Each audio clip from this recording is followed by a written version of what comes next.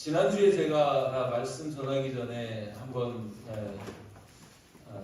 말씀드렸는데, 이 신구약 성경은 하나님의 약속이다, 그렇게 말씀드렸었죠. 이 성경은 약속입니다. 구약도 신약도 다 하나님의 약속인데, 특별히 이 구약은 뭐에 대한 약속이라고 그랬습니까? 오실 예수님에 대한 약속입니다. 아멘. 신약은요, 다시 오실 예수님에 대한 약속입니다. 하나님은요, 어떤 일을 하실 때 반드시 말씀부터 먼저 하세요. 약속을 하세요. 예고를 하십니다. 그리고 그 말씀하신 것을 그대로 이루시고 성취하시는 분이시죠. 아멘. 말씀하지 않고 행하는 일이 없습니다. 그래서 하나님이 말씀하신 것을 우리가 잘 따라가면 어떤 일이 일어날 것인지도 알 수 있게 되는 것이죠. 하나님은 신실하신 분이십니다. 시건치 않는 분이십니다. 말씀하신 것을 반드시 이루시는 분이십니다. 이것이 믿어지기를 주님의 이름으로 축복합니다. 이 하나님께서 구약에서 예수님을 보내실 것에 대한 말씀, 최초로 어디에서 말씀하시던가요? 창세기에서 보면 이미 창세기에서 예수님 보내실 걸 말씀하세요. 창세기 3장 15절 말씀 보면 거기에서 이런 말씀을 하십니다. 내가 너를 여자와 원수가 되게 하고 내 후손도 여자의 후손과 원수가 되게 하리니 여자의 후손은 내 머리를 상하게 할 것이요 하면서 여자의 후손으로 오실, 보통 다 남자의 후손, 아브라함의 후손, 그죠? 다윗의 자손 이렇게 얘기하는데 특별히 성경에서 여자의 후손이라고 이렇게 말씀하는 이 한 분 누구세요? 예수님이죠. 그죠? 마리아를 통해서 나오실 그 예수님, 이 예수님에 대한 말씀을 이미 이 창세기에서 말씀하십니다. 이 창세기 모세가 기록할 때 BC 15세기경에 기록하신 거예요. 그게 예수님 나시기 1500년쯤 전에 미리 하나님은 내가 여자의 후손으로 보낼 거다. 그가 사탄 마귀의 머리를 상하게 할 것이고 그 사탄은 예수님을 십자가에 이제 못 박히게 해야 되는 그런 일이기 때문에 발꿈치를 상하게 할 거다. 이렇게 말씀하신 거예요. 또 이사야서를 보면 이사야서 7장 14절에서 이런 말씀도 하십니다. 분명하게 그러므로 주께서 친히 징조를 너희에게 주실 것이라. 보라, 처녀가 잉타하여 아들을 낳을 것이요 그의 이름을 임마누엘이라 하리라. 처녀가 잉태해서 아들을 낳는다고요? 말이 안 되는 말씀을 하시는데, 그죠? 이 이사야도 BC 700년경에 이 이사야서를 기록을 한 거거든요.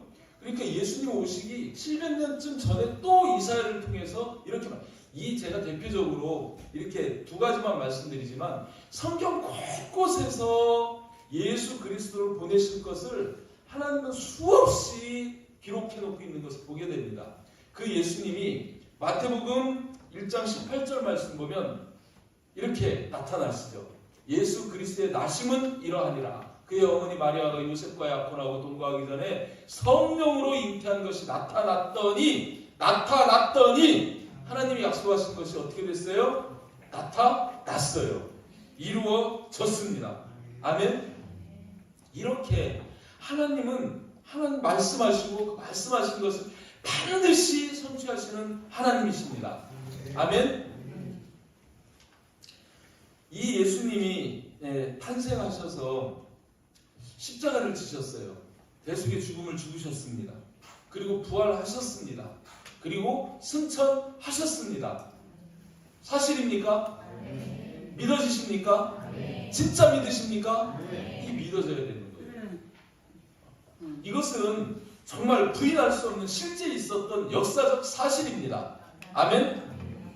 하나님이 그렇게 하시려고 예수님을 보내셨고 예수님이 이 땅에 오셔서 이 세상에 아담의 후예로 모두가 죄인인 이 죄인들을 구원하시기 위해서 예수님을 보내셔서 그로 하여금 모든 인류의 죄를 대속하게 하시고 그리고 부활하심으로 말미암아 부활의 소망을 주시고 다시 승천하셔서 다시 오실 그 주님, 그 주님의 그 역사를 이루어 가시는 그 모습을 우리가 보게 되는 것입니다. 역사를 영어로 뭐라고 그래요? 히스토리라고 그래요. His story. 그의 이야기입니다. 그가 누굽니까? 예수님의 이야기예요. 예수님은 역사의 중심이시고 또 역사의 기준이십니다. 아멘? 그래서 우리 인류가 지금 올해 몇 년이에요? BC, AD. AD.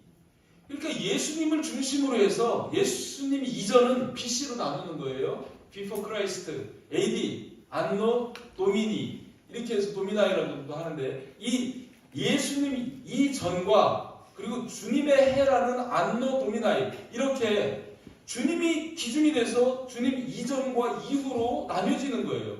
이런 역사가 주님이 실제하셨다는 증거 아닙니까? 그 주님의 시간에 맞춰서 그 역사 속에 우리가 살아가고 있는 거예요. 아멘? 지금 이 시간을 안노 도미나이라고 하는 그 뜻이 뭐냐면 주님의 해라는 거예요. 주님이 역사하시고 계신, 주님이 일하시고 있는 그 해들이라는 거예요. 아멘? 그 주님의 역사하심 속에서 우리가 살아가고 있는 겁니다. 그래서 예수님은 역사의 주인이시고 중심이시고 우리 인류 역사의 기준이 되시는 분이 주님이십니다. 믿으시길 바랍니다.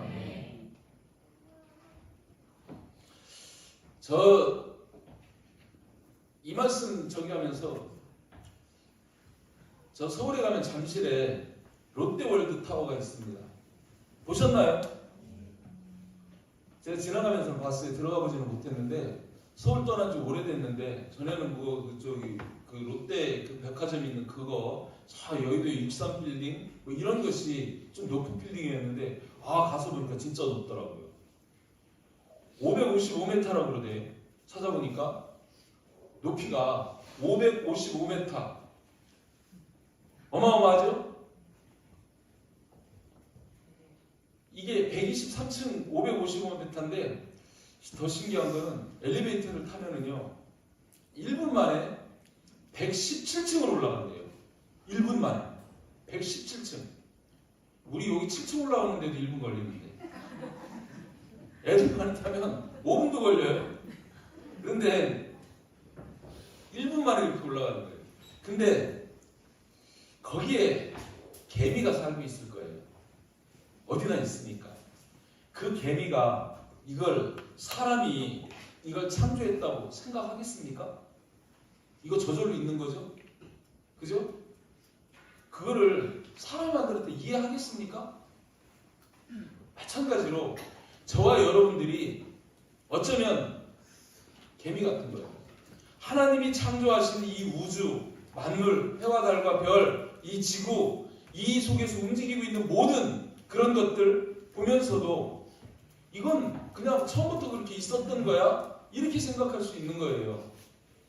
그렇습니까? 원인이 없는데 결과가 있습니까? 하나님이 창조하셨는데 창조하지 않으셨는데 존재할까요? 하나님은 선포합니다. 태초에 하나님이 천지를 창조하시니라. 아멘? 그 속에서 우리가 이해하든 이해하지 못하든 하나님은 운행하시고 역사하시는 거예요. 아멘? 그 사실을 믿을 수 있기를 바랍니다. 믿는 것이 복입니다. 우리가 이해 안 된다고 그래서 개미가 되면 안 되는 거예요. 아멘? 그 하나님이 일하시는 것을 볼 수 있고 믿을 수 있기를 바랍니다. 이렇게 하나님은 우리 인생 가운데 역사하고 계신 그런 하나님이세요. 그래서 기독교를 역사적인 종교라고 그러는 거예요. 기독교는 머물러 있지 않습니다. 시간을 타고 계속 지금 하나님의 일이 성취되는 가운데 흘러가고 있습니다. 어떤 교주 하나 와가지고 무슨 계시의 이야기를 했다 그래서 그거 하나 붙잡고 계속 그것만 붙잡고 가는 게 아니고 지금도 하나님이 일하시고 지금도 하나님의 말씀은 이루어져 가고 있습니다. 아멘? 그런 가운데에서 이 신약도 다시 오실 예수님에 대해서 약속하시는 거예요. 친히 예수님께서 요한복음 14장 3절에서 그렇게 말씀하시죠. 가서 너희를 위하여 거처를 예비하면 내가 다시 와서 너희를 내게로 영접하여 나 있는 곳에 너희도 있게 하리라. 이렇게 약속하신 거예요. 아멘? 천사들도 또 이야기합니다. 사도행전 1장 11절에 보면 사도행전 1장 11절에서 이르되 갈릴리 사람들아 어찌하여 서서 하늘을 쳐다보느냐 너희 가운데서 하늘을 올려주신 이 예수는 하늘로 가심을 본 그대로 오시리라. 예수님이 구름 타고 올라가실 때 그 옆에 천사 둘이 서가지고 갈릴리 사람들아 어찌하여 서서 하늘을 쳐다보느냐. 사도행전 1장8 너희는 땅끝까지 이르러 증인이 되라고 그랬는데 왜 하늘만 쳐다보고 있느냐 이거예요. 이제 가서 전해야 되지 않느냐 이 예수를. 그죠? 이 예수님은 반드시 다시를 본 그대로 오실 거다. 그 다시 오심을 준비하고 가서 전해라. 이런 말씀 아닙니까? 그렇게 하는 거예요. 그렇습니다. 정말 예수님은 하나님 말씀하시고 예수님은 반드시 우리에게 다시 오십니다. 성경의 최종적인 약속이 그거라고 지난주에도 말씀드리지 않았습니까? 계시록 22장 20절 말씀에 주님이 그렇게 말씀하셨어요. 성경 다 끝내고 성경 모든 구약의 신약의 모든 결론 계시록의 맨 마지막 끝에서 주님이 약속하시는 것이 무엇이냐면 내가 진실로 속히 오리라. 이게 약속이에요. 내가 진실로 속히 오리라. 이렇게 약속하시는 것을 볼 수 있습니다. 예수님이 성경의 예언에 의해서 오신 것처럼 다시 오시는 예수님도 반드시 다시 오십니다. 믿으시길 바랍니다. 역사를 보고도 그 이루어지는 역사를 눈으로 보고 그걸 알면서도 믿지 않는다면 그것처럼 어리석은 사람이 없는 거예요. 성경은 소설이 아닙니다. 그죠? 성경은 사실입니다. 아멘. 제발 여러분 믿으시기를 주님의 이름으로 축복합니다. 근데 이 예수께서 다시 오실 때 징조들이 있다는 거죠. 그죠? 제자들이 물었어요. 마태복음 24장 3절에서 주의 임하심과 세상 끝에는 무슨 징조가 있사오리까 할 때 그 징조에 대해서 말씀하셨어요. 세상 끝에 있는 징조에 대해서 4가지를 말씀하셨어요. 4주 동안 제가 여러분에게 말씀을 드렸어요. 그죠? 기억하시죠? 또 말씀드려야 됩니까? 다 기억하시죠? 네. 그리고 앞에 먼저 했던 주의 임하실 때 징조, 그것이 오늘 본문 말씀입니다. 주님이 임하실 때 그 상황과 징조가 오늘 말씀이라는 거예요. 자, 먼저 그 상황이 어떤 것인지 이제 한 가지씩 보겠습니다. 먼저는 하늘에서 보이는 징조가 있다는 거예요. 하늘에서 보이는 징조 2가지가 있습니다. 우리가 읽은 말씀 속에서 해와 달과 별들에서 나타나는 징조가 있다는 거예요. 그리고 2번째, 예수께서 강림하시는 그런 모습이 있다는 거예요. 이 2가지를 이야기합니다. 29절 말씀에 보면 그날 환난 후에 즉시 해가 어두워지며 달이 빛을 내지 아니하며 별들이 하늘에서 떨어지며 하늘의 권능들이 흔들리리라. 믿어져요, 여러분? 해가 어두워진대요. 달도 빛을 내지 않는데요. 그리고 별들이 하늘에서 떨어진대요. 그리고 하늘의 권능들, 공중권세 잡은 이 사탄의 권능들이 흔들린대요. 그렇게 말씀하신 거로. 언제요? 그날 환난 후에 즉시. 이 환난 말씀드렸죠? 성경에 나오는 7년 중에 후 3년 반 이 대환란에 대한 것 말씀드렸습니다. 기억하시죠? 그 환란 3년 반 환란이 끝나면 사이 틈이 없이 즉시 이런 일이 일어난다는 거예요. 이 일은요 이사야도 예언하고 있습니다. 이사야서 13장 9절 10절 말씀 거기에 보면 보라 여호와의 날 곧 잔혹히 분냄과 맹렬히 노하는 날 그 날이 이르러 땅을 황폐하게 하며 그 중에서 죄인들을 멸하리니. 저와 여러분들은 죄인입니까? 의인입니까? 의인입니다. 죄인들을 멸하고 우리는 구원하시는 날이에요. 그 날에 하늘의 별들과 별 무리가 그 빛을 내지 아니하며 해가 돋아도 어두우며 달이 그 빛을 비추지 아니할 것이로다. 이렇게 말씀하시는 거예요. 이사야만 그런 게 아니에요. 요엘서도 보면 요엘서 2장 10절에 여기에서도 그런 말씀합니다. 요엘 선지자도 내가 북쪽 군대를 너에게 멀리 떠나게 하여 메마르고 적막한 땅으로 쫓아내리니 그 앞에 부대는 동해로 그 뒤에 부대는 서해로. 뭐야 이게? 요엘서 2장 10절 말씀인데 20절 말씀을 해놨네. 읽으면서 좀 이상하더라. 거기에서 이런 말씀을 합니다. 그 앞에서 땅이 진동하며 하늘이 떨며 해와 달이 캄캄하며 별들이 빛을 거두리로다. 이런 말씀을 할 수 있는 거예요. 여러분 이 일은 실제로 일어났었습니다. 이렇게 온 세상이 빛을 잃었던 때가 있습니다. 언제일까요? 예수님이 십자가에 달리실 때. 마태복음 27장 45절에 보면 거기에서 예수님이 십자가에 달리실 때 제6시로부터 온 땅에 어둠이 임하여 제9시까지 계속되더니 하면서 그런 말씀이 있어요. 그리고 뒤에 51절에는 땅이 진동하고 바위가 터지며 무덤이 열리고 많은 잠자는 성도들이 일어나서 하늘로 들림받은 이야기를 성경에 기록하고 있는 것을 보게 됩니다. 예수님이 십자가에 달리셨을 때 이런 일이 일어났었다는 거예요. 이게 이제 말세를 시작하는 그런 징조로 보여주셨던 그런 상황이 아닌가 싶습니다. 여러분, 이 해와 달, 별, 피조물이죠? 누가 창조하셨습니까? 하나님이 창조하셨기 때문에 이 모든 운행도 하나님의 권능 아래에 있습니다. 하나님이 하시면 빛을 잃게도 할 수 있고 멈추게도 할 수 있고, 그죠? 떨어지게도 할 수 있습니다. 믿으십니까? 우리 하나님 그러신 분이에요. 그만큼 대단하신 하나님이세요. 아멘?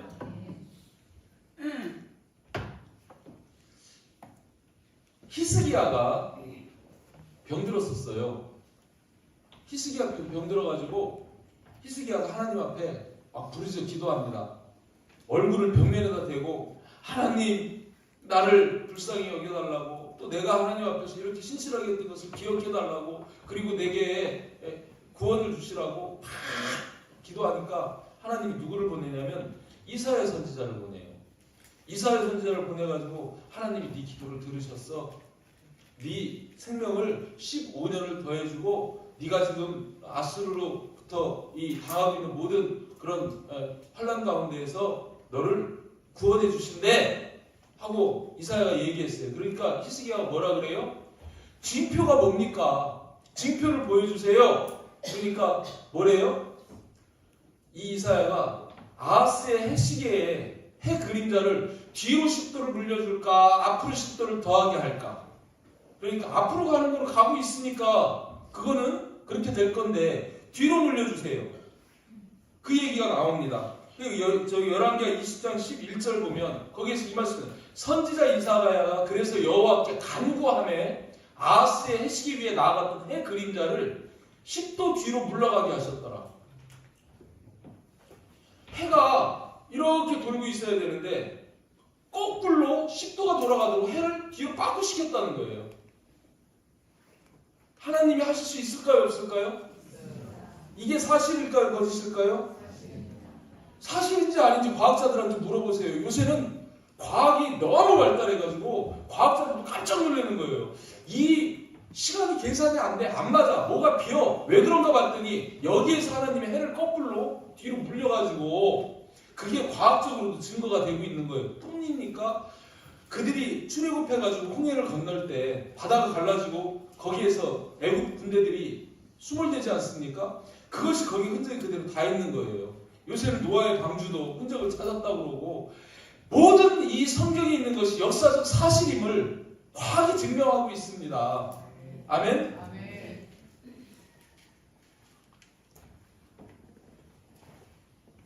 계시록에서도 이 마지막 때 이런 일들이 있을 것을 말씀합니다. 6장 12절부터 14절까지 말씀 보면 내가 보니 여섯째 인을 떼실 때 큰 지진이 나며 해가 검은 털로 짠 상복같이 검어지고 달은 온통 피같이 되고 하늘의 별들이 무화과나무 대풍에 흔들려 설익은 열매 떨어지는 것처럼 땅에 떨어지고 하늘은 두루마리가 말리는 같이 떠나가고 각 산과 섬이 제자리에서 옮겨지매 땅도 하늘도 다 황폐해지는 거예요. 왜 이렇게 하세요? 새하늘 새 땅을 창조하셔야 되니까. 아멘? 하나님 목적이 있습니다. 그렇게 하시는 거예요. 그렇게 이 하늘에서 보이는 이런 징조가 있고, 두 번째는 30절 말씀에 그때 인자의 징조가 하늘에서 보인다는 거예요. 인자의 징조. 예수 그리스도의 강림하시는 징조가 어디에서 보인다고요? 하늘에서 보인다고요. 제가 요새요 아주 하나님의 교회 거기에서 하고 있는 그 설교를 열심히 들어보고 있습니다. 막 듣다 보면 웃음이 나요. 막 어쩔 때는. 왜 그럴까요? 아니, 거짓말도 그런 뻔한 거짓말을 가지고 이 들으면 들을수록 거기는 구약에 매여 있더만. 자꾸 구약 속에 신약으로는 안 와요. 구약 율법 거기에서 뭐 절기, 율례 뭐 이런 것들 가지고 계속 속이고 넘어가는데 참 기가 차요. 드러내놓고 안성홍이를 하나님이라고 그렇게 얘기를 해요.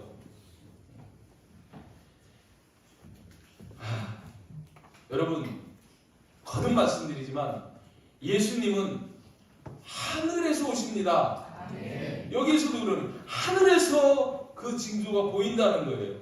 그때 땅의 모든 족속들이 통곡하며, 그때 땅의 모든 족속은 믿는 자들을 얘기하는 게 아니에요. 땅에 속한 그 모든 족속들, 바로 마태복음 24장 앞에서 얘기했던 것처럼 너희에게 환난이 있을 거다. 땅의 모든 민족이 너희를 미워할 거다. 말씀한 그 사람들, 그죠? 그 땅의 모든 족속들이 통곡한다는 거예요. 왜 통곡하겠습니까? 자기들은 믿지 않았는데 진짜로 예수님이 하늘로부터 그 영광 중에 오실 때 그냥 오셔요. 막 그죠? 나팔 소리, 호령 소리, 천사장의 소리, 그 광엄한 그런 임재로 영광 중에 막 예수님이 강림하시는 거예요. 땅으로 이렇게 쫙 온 세상 사람이 다 듣고 볼 수 있도록 번개가 동편에 서편에 이름같이 모든 사람이 그걸 볼 수 있게 이렇게 오실 때 그 예수를 믿지 않고 부정했던 사람들, 아이고 이제 큰일 났다. 사실이 없구나. 어떻게 하지? 우리는 어떻게 되는 거지? 그 절망, 그죠? 그 두려움, 그 상황에 압도돼가지고 통곡할 수밖에 없는 거예요. 그 중에 들어가지 않기 바랍니다. 말씀하시죠. 그들이 인자가 구름을 타고 능력과 큰 영광으로 오는 것을 보리라. 저희들 죽어도 보게 됩니다. 아멘? 부활시킬 거니까 뒤에 나오지만 계시록 1장 7절에서도 말씀하시는 거예요. 이 마태복음 24장은 계시록과 다 연결되어 있습니다. 계시록 1장 7절에서도 주님이 친히 말씀하시죠.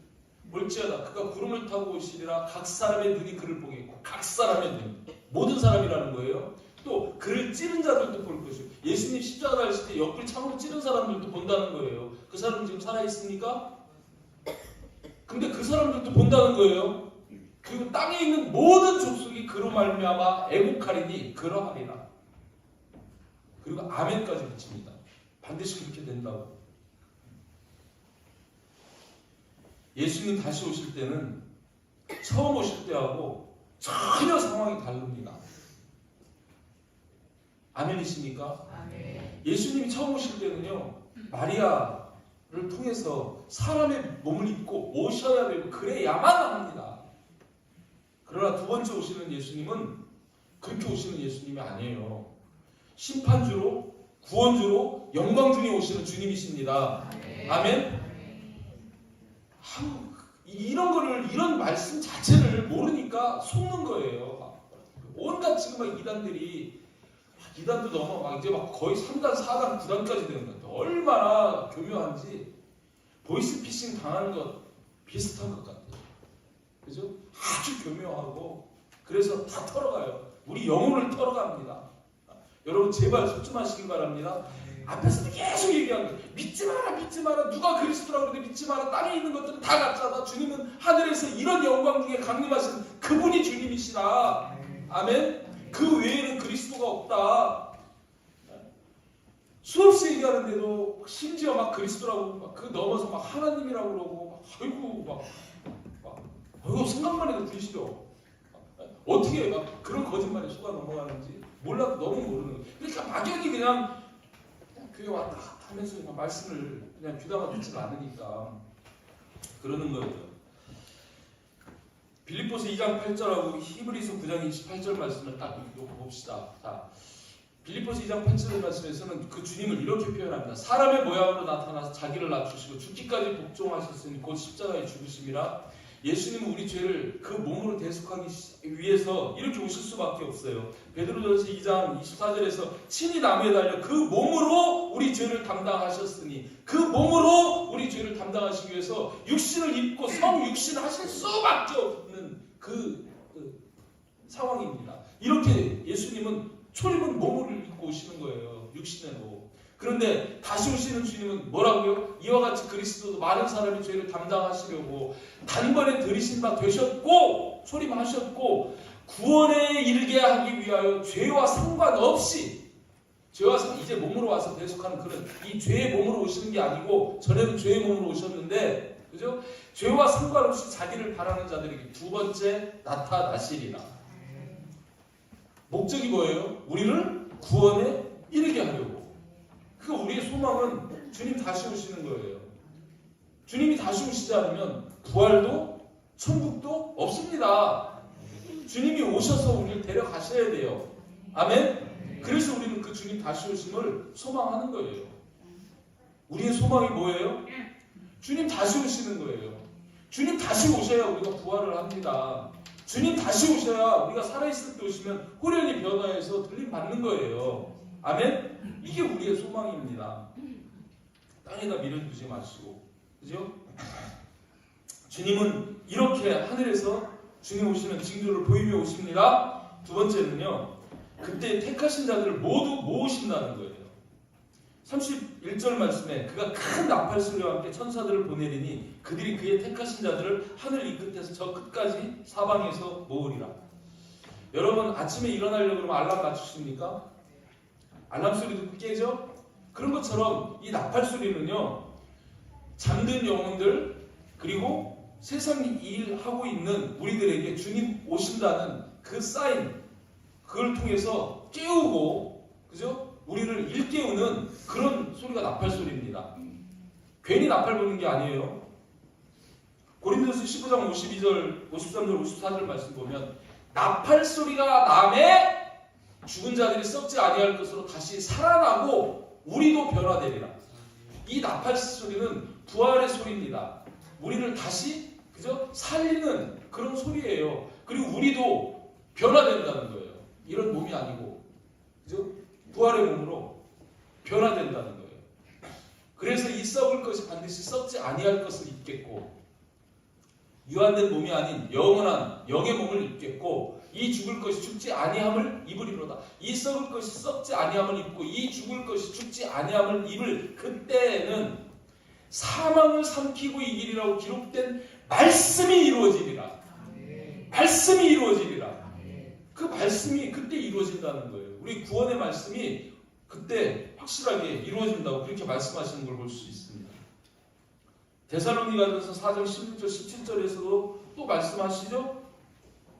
주께서 호령 천사장의 소리 하나님의 나팔 소리로 친히 하늘로부터 강림하시리니, 소리마셨던 그 주님이 친히 다시 강림하시리니, 그리스도 안에서 죽은 자들이 먼저 일어나고, 그죠? 죽은 자들이 먼저 일어난다는 거예요. 부활이 먼저입니다. 그리스도 안에서 죽은 자들입니다. 그리스도 안 믿고 죽은 자들이 일어나야 안 일어나요? 안 일어나요. 불신자들은 아직 놔둡니다. 그건 천년 있다가 일어나요. 그리스도 안에서 믿고 죽은 자들이 먼저 일어나고 그 후에 바로 이어서 우리 살아남은 자들, 그 마지막 환난 가운데에서 핍박 가운데에서 살아남은 자들, 그 살아남은 자들도 그들과 함께 구름 속으로 끌어올려, 이게 휴거라고 그래요. 끌어올려서 공중에서 주를 영접하게 한다는 거예요. 공중에서. 아멘? 아멘. 공중에서. 그래서 우리가 주와 항상 그 이후로는 함께 있을 거라고 이렇게 말씀하십니다. 누구를요? 그의 택하신 자들을 모은다는 거예요. 그리스도 안에서 죽은 자, 또 끝까지 예수에 대한 믿음을 지킨 자, 그런 자들만 주님께서 모으신다는 거예요. 누구를 보내서요? 천사를 보내서. 그죠? 천사들을 보내리니 그래서 사방에서 이렇게 모은다고 말씀합니다. 이게 흔히 얘기하는 알곡 추수하는 겁니다. 알곡 추수. 마지막 추수 때. 이때는 전 세계에서 예수 그리스도 믿는 자를 단 한 사람도 빠뜨리지 않고 다 모으십니다. 정확하게 아십니다. 하나님은. 아멘. 예수 생명이 있는 자를 다 모으신다는 거예요. 늘 제가 그런 비유를 드리죠. 여러분, 여기에 또 말씀드릴게요. 제발. 여기에 뭐가 들어있어요? 배터리가 들어있어요. 이게 힘이고 능력인데 이걸 예수로 합시다. 이거 없어요. 이거 한 개만 빼보세요. 여기에서 이게 빠지고 나가고 이거 가지고 아무리 눌러도 이게 움직일까요? 안 움직여요. 여러분 안에 예수 생명이 있어야 합니다. 예수 생명이 있는 자는 반응하게 돼 있어요. 그때 나팔 소리에 다 일어나게 돼 있어요. 다 들림받게 돼 있어요. 주님 영접하게 돼 있어요. 근데 내 속에 예수 생명이 없으면은요, 있는 거는 같은데, 그죠? 축정이면은요, 예수 생명이 없는 게 축정이 아닙니까? 알곡하고 축정이하고 알곡에는 생명이 있어요. 축정에는 생명이 있고 심어봐야 안 나와요. 그죠? 그런 것처럼 예수 생명이 내 안에 있는 자는 부활, 주님 영접해서, 그죠? 구원 얻는 그런 역사가 있게 된다는 것입니다. 믿으시길 바랍니다. 마태복음 3장 12절에서 이런 말씀하시죠. 손에 키를 들고 자기의 타작마당을 정하게 하사 알곡은 모아 곳간에 들이고 쭉정이는 꺼지지 않는 불에 태우리라. 이렇게 말씀하세요. 이때요, 남편 간다고 아내 가는 거 아닙니다. 아빠 간다고 자녀들이 따라가는 거 아닙니다. 이때는요, 어쩔 수 없어요. 같이 갈 수도 있고 나뉠 수도 있어요. 내 신앙입니다. 아멘?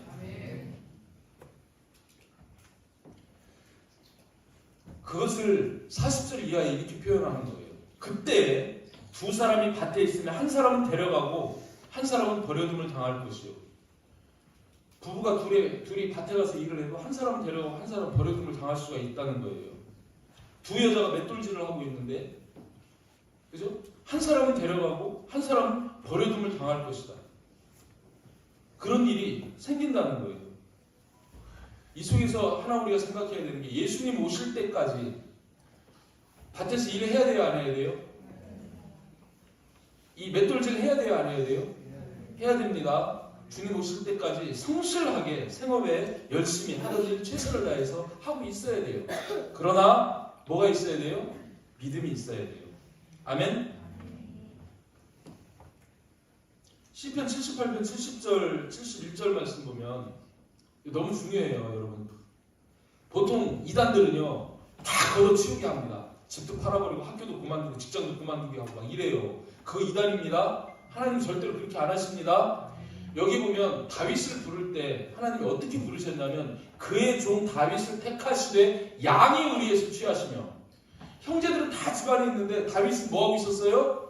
양치고 있었어요. 부르지도 않았어요. 그는 양치고 있었어요. 근데 사무엘을 통해 가지고 그 아들이 오지 않으면 내가 먹지도 않겠다. 그냥 결국 양치고 있는 다윗을 불러와가지고 그에게 기름을 붓습니다.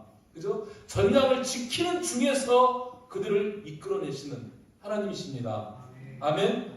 예수님이 제자들을 부를 때도 나무 밑에서 빈둥거리고 놀고 있는 것들을 부르신 게 아니고, 바다에서 금을 던지는 것을 보시고 부르시고, 그 아버지와 배에서 금을 깁는 것을 보시고 부르셨어요. 아멘? 주님 그거 보시고 부르시는 분이에요. 그래서 여러분, 끝까지 우리가 하고 있는 일에 최선을 다하고 있어야 합니다. 속지 마시기 바랍니다. 근데 문제는 둘 중에 하나만 데려가신다는 거예요. 그게 누굽니까? 택하신 자들입니다. 하나님 누구를 택하십니까? 여기에서는 안 나와요. 둘 중에 하나 데려가시는데 어떤 사람 데려가고 어떤 놈은 안 데려가고, 어떤 여자는 데려가고 어떤 은 안 데려가고, 왜 그러시는지 몰라요. 근데 뒤에 나와요. 뒤에 누구예요? 뒤에서 말씀하신 게, 그러므로 깨어있으라, 이러므로 너희도 준비하고 있으라. 깨어있고 준비한 자를 데려가신다는 겁니다. 깨어있고 준비한 자를. 아멘. 42절에 그러므로 라고 말씀하면 그러므로는 결론이잖아요. 이렇게 데려가기도 하고 버리기도 하니까 그러므로 깨어있어라. 그죠? 어느 날에 너희 주가 임하는지 너희가 알지 못하니까 끝까지 주님 올 때까지 깨어있어라. 또 44절에서는 이러므로 너희도 준비하고 있으라. 준비하고 있어. 생각하지 않은데 인자가 오리라. 생각할 필요 없다는 거예요. 주님 언제 오실지는 우리가 생각할 필요. 오신다는 사실만 알면 되고 주님이 내일 오실런지 모레 오실런지 소망을 갖고 기다리긴 하지만 그 날을 우리가 생각하지 말고 그건 우리 소관이 아니니까 그죠? 그거 생각하지 말고 준비하고 있으라는 거예요. 준비하고. 아멘. 깨어 준비하는 여러분 되시기를 주님의 이름으로 축복합니다. 그런데 깨어 준비한다는 게 뭐냐는 거예요. 어떻게 하는 게 깨어 준비해요? 깨어 있고 준비하는 겁니까? 한마디로 45절에 충성되고 지혜 있는 종이 되라는 겁니다. 아멘? 45절에 그렇게 말씀하죠. 충성되고 지혜 있는 종이 되어. 여러분 충성되고 지혜 있는 종 되시기를 주님의 이름으로 축복합니다. 충성되고 지혜 있는 종이 깨어있는 종이고 준비하고 있는 종입니다. 아멘? 그러면서 설명하잖아요. 충성되고 지혜 있는 종이 누구냐? 주인에게 그 집 사람들을 맡아 때를 따라 양식을 나눠주는 자라는 거예요. 어렵습니까? 안 어렵죠? 그죠? 주인에게, 그러니까 주인으로부터 그 집 사람들을 맡았다는 거예요. 그죠? 그 집 사람들. 온 세상 사람들이 다 주님의 백성입니다. 그 집 사람들을 맡아서 때를 따라 양식을 나눠주는 자가 충성되고 지혜 있는 종이라는 거예요. 그죠? 여기에서 양식이 뭘까요? 예? 복음이지. 복음. 하나님의 말씀. 복음. 지금은 마지막 때입니다. 마지막 때 이 은혜의 복음, 구원의 복음, 이 복음을 나눠주는 자가 충성되고 지혜 있는 자라는 거예요. 사복음서에 보면 공의 주님이 말씀, 마태복음에서는 너희는 가서 모든 민족을 제자로 삼아 아버지와 아들과 성령의 이름으로 세례를 풀고 내가 너희에게 분부한 모든 것을 가르쳐 지키게 하라. 마태복음 16장 15절에서는 너희는 온 천하에 다니며 만민에게 복음을 전파하라. 누가복음에서는 뭐라고 그래요? 누가복음 마지막에 가서 보면 24장 48절에서 너희는 이 모든 일의 증인이라. 그런데 요한복음에서는요 뭐라고 말씀하시나요? 요한복음 21장 17절 말씀 한 절만 보면 세 번째 이르시되, 그러니까 이런 거예요. 예수님이 부활하셔가지고 베드로가 이제 그랬거든요. 다 틀렸다. 주님도 떠나고 나는 그냥 고기나 잡으러 갈란다. 그러고서 그냥 갈릴리 가서 고기 잡고 있었던 거예요. 그런데 그를 가서 그 벨에 그물을 오른쪽에 던져라. 던져서 고기 이만큼 잡아가지고 그러고 그죠? 상차려 놓고 먹여주시고 그리고 나서 베드로에게 예수님이 물어봅니다. 요한의 아들 시몬아, 네가 나를 사랑하니? 그러니까 베드로, 예 주님 사랑합니다. 그 뭐래요? 내 어린 양을 먹이라. 근데 또 물어보셔요. 요한의 아들 시몬아, 네가 나를 사랑하니? 주님, 제가 주님 사랑합니다. 뭐래요? 내 양을 치라.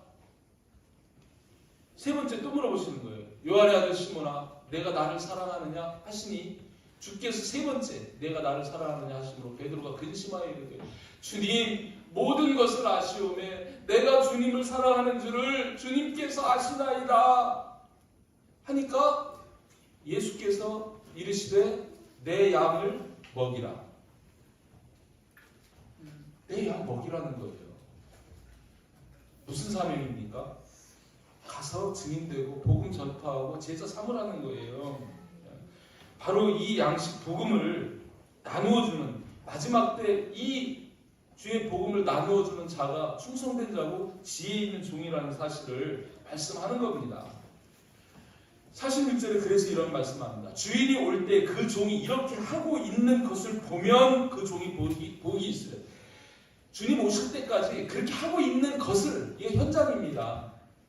보면 그 종이 복이 있으리라는 거예요. 그러면서 말합니다. 내가 진실로 너에게 이르노니. 주님이 직접 말씀, 내가 진실로 너에게 이르노니. 주인이 그의 모든 소유를 그에게 맡기리라. 모든 소유를 맡긴다는 건 뭘 말씀하는 거예요? 모든 소유를 관리하도록, 통치하도록, 다스리도록 맡긴다는 거예요. 무슨 말씀입니까? 왕 삼아주겠다는 얘기입니다. 아멘? 모든 소유를 통치할 수 있는 그런 왕 노릇하는 자로 세워주시겠다고 말씀하시는 거예요. 얼마 동안이요? 영원히 주님과 왕 노릇하는 거예요. 천년왕국이라고 1000년 동안 왕 노릇하리라 이렇게 말씀하시는데 그 1000년은 극한 수 아닙니까? 영원 수 아닙니까? 그죠? 이런 운명이 우리에게 우리가 어떻게 하느냐에 따라 달려있는 거예요. 그걸 말씀합니다. 그런데 이 충성되고 지혜 있는 종과 대비되는 악한 종이 있어요. 48절에서 만일 그 악한 종이, 이 종은 악한 종이에요. 이 악한 종은 어떤 종이 악한 종이냐면 대충 3가지 이야기합니다. 마음에 생각하기를 주인이 더디 오리라 하는 자예요. 혹시 저와 여러분 주님이 더디 오리라 이런 생각하고 계신 분 계십니까?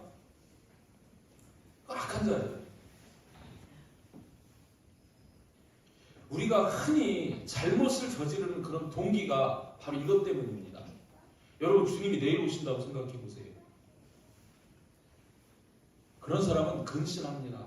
주님 앞에서 바르게 살고 열매 맺으며 살고 주님 뜻을 이루기 위해서 몸부림을 치면서 살 거예요. 근데 주인이 더디 오리라 생각하는 순간에 게으르고 나태하고 사명을 망각하고 지멋대로 살고, 그죠? 주인이 더디 오리라 그렇게 생각하는 게 이 악한 종의 그 근본 문제라는 거예요. 잠언서 4장 23절에서 그렇게 말씀하죠. 모든 지킬 만한 것 중에 더욱 내 마음을 지키라. 생명의 근원이 이에서 나느니라. 꼭 주님이 내일 오실 것처럼 당장 오실 것처럼 그렇게 생각하시기를 축복합니다. 베드로후서 3장 3절 4절에서 이런 자들을 이렇게 표현을 합니다. 먼저 이것을 알지니 말세에 조롱하는 자들이 와서, 조롱하는 자들. 왜 조롱하냐면 이거예요. 자기 정욕을 따라 행하며 조롱한대요. 자기 정욕대로 사는 거예요. 욕심대로 세상 것에 매여서 세상 욕심대로 시집가고 먹고 마시고 장가들면서, 그죠? 주님 오시는 거 염두에 안 두고 조롱한다는 거예요. 뭐라고 조롱해요? 이르되 주께서 강림하신다는 약속이 어디 있느냐? 조상들이 창조로부터 만물이 처음 창조될 때와 같이 그냥 있지 않느냐? 이렇게 지금 주님 오신다고 약속하셨어. 2000년 전에. 근데 지금도 주님 안 오시고 있거든? 세상이 지금 그대로 지금 흘러가고 있어. 주님이 언제 오신다는 거야? 웃기고 있네. 조롱한다는 거예요. 누가요? 악한 종이 그런다는 거예요. 그러면서 자기 정욕 따라서 살아간다는 거예요. 어떻게 해요? 여기 49절에서도 나옵니다. 동료들을 때리며. 동료들은 누구예요? 우리 그런 얘기하는 우리 같은 사람들, 이렇게 지금도 수없는 많은 동료들이, 그죠? 이 충성되고 지혜 있는 종을 때리고, 그죠? 비난하고 핍박하고 그런 일들이 있어요. 저는 술 친구들과 더불어 먹고 마시고 있으면서, 그죠? 술 친구들과 더불어 먹고 마시고, 종이 술 취했다는 얘기인가요? 꼭 그 모양으로 산다는 거예요. 우리는 성령 취해야 됩니다. 이렇게 분명히 주님 다시 오신다 그러고 내 양을 먹이라, 내 양을 치라, 내 어린 양을 먹이라 이렇게 말씀하시는데도 불구하고 그 주인의 뜻을 알면서도 안 하는 거예요. 늦게 온다고. 근데 결과는 어떻습니까? 50절에 생각하지 않은 날, 알지 못하는 시각에 그 종의 주인이 이르러, 반드시 오십니다. 그 종의 주인이 이르러 엄히 때리고, 이 때린다는 게, 여러분 여기서 때린다는 말인데 원어를 보면요, 우리 하나님하고 언약을 횃불 언약 볼 때, 아브라함 횃불 언약 볼 때 짐승을 갖다가 딱 반을 딱 가르죠. 짐승을 딱 가릅니다. 반으로 2분의 1씩 딱 갈라서 그렇게 딱 놓고요, 좌우로 놓고 그 언약을 맺은 사람이 그 계약의 증표를 그 사이를 지나가는 거예요. 그죠? 그게 무슨 의미입니까? 이 계약을 어기면, 언약을 어기면 너도 이렇게 반 갈라서 죽는 줄 알아라. 이게 그렇게 언약을 맺는 거예요. 하나님의 언약이 그런 겁니다. 이렇게 이 언약을 맺어 하나님은 신실하게 그 언약을 지키는데 다 사람들이 어기죠. 여기에서 때린다는 것도 바로 둘로 쪼갠다는 그런 의미예요.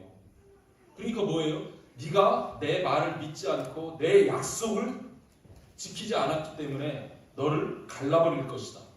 이런 의미도 담겨있는 말씀이거든요. 무서운 말씀이죠. 그죠?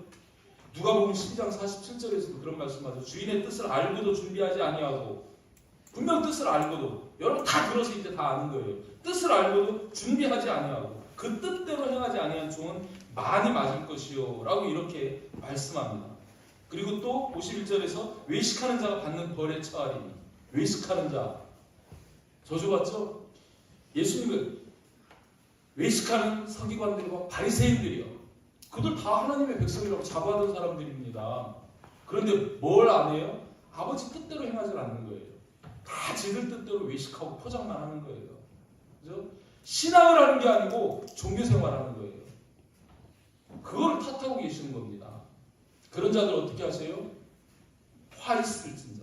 주님이 저주하시는 것을 보게 되는데, 이 외식하는 자들에게 하나님이 벌에 처한대요. 외식하는 자가 받는 벌에 처하리니, 그 벌이 뭐냐면 거기서 슬피 울며 이를 갈리라. 벌에 처하는 곳이 있고 그 벌에 처해지는 그곳에서 슬피 울며 이를 간다는 거예요. 더 이상 이제 회복할 수 있는 방법도 길도 없습니다. 그죠? 마지막 그냥 최종 심판에 처해지는 그 후회와 탄식 속에서, 그죠? 그 고통에 울며 이를 가는, 얼마나 힘들면 제가 고문하면 우리 이 갈게 되잖아요. 막 이를 물고 막 하잖아요. 막 그런 그 고통이 있는 그곳에서 그렇게 된다는 것을 말씀합니다. 마태복음에서는 이 말씀을 분명히 이렇게 말씀합니다. 마태복음 11장 12절 12절 말씀을 놓고 보면, 또 너희에게 이르노니 동서로부터 많은 사람이 이르러 나중에 모으시는 거예요. 아브라함과 이삭과 야곱과 함께 천국에 앉으려니와. 마지막 때에, 그죠? 동서로부터, 사방으로부터, 하늘 이 끝에서 저 끝까지 다 많은 사람들을 모아서 아브라함, 이삭, 야곱과 천국에 앉으려니. 어디 앉아요? 천국에 앉아요. 이 천국을 이야기합니다. 그리고 그 나라의 본 자손들은, 유대인들, 지금 예수님 안 믿습니다. 그 나라의 본 자손들은 바깥 어두운 데 쫓겨나 거기서 울며 이를 갈게 되리라. 우리 지금 말씀하신 울며 이를 가는 거 똑같은 곳입니다. 아멘.